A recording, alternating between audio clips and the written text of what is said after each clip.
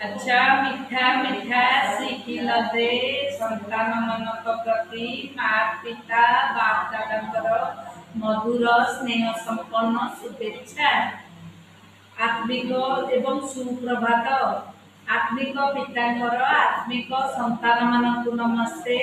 आत्मिक संतान मानकर आत्मिक बाप दादा को याद दिया गुड मॉर्निंग नमस्ते नमस्ते नमस्ते।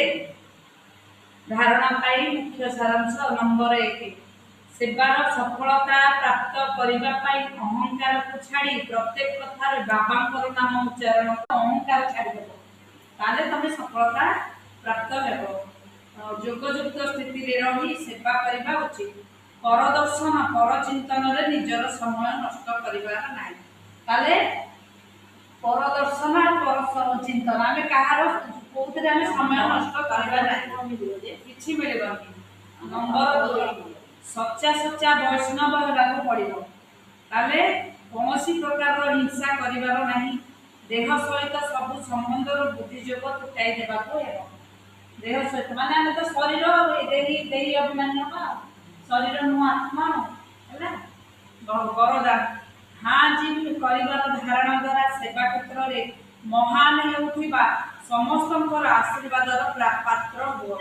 जे कौन सेवा को खुशी एवं उमंग उत्साह सहित सर्वदा यही ध्यान रही था जे जहाँ भी सेवा करुच ताहा द्वारा समस्त आशीर्वाद प्राप्त होगा दरकार कहीं ना जो आशीर्वाद मिलुथिबो सेठारे मेहनत करने पड़ो ना।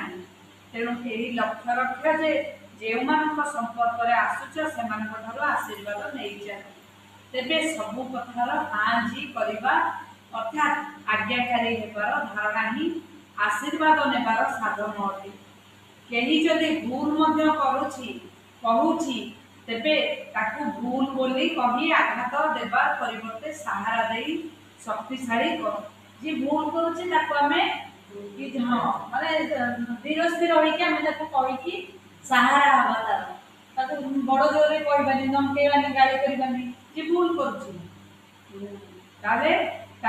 तमें ये सब करने द्वारा कौन हम ना तार संतुष्टता रूपी आशीर्वाद मिल से कौन चाह कह मैंने भाव मुझे मत से बुझे कहते तार आशीर्वाद संतुष्टता मिल जो मैंने आशीर्वाद नेबार महान होती से स्वतः ही महान हो जाते। आम केमी आशीर्वाद नवा जन को धीर स्थिर भाव में बुझे कहना। स्लोगान हार्ड वर्कर अर्थात कठिन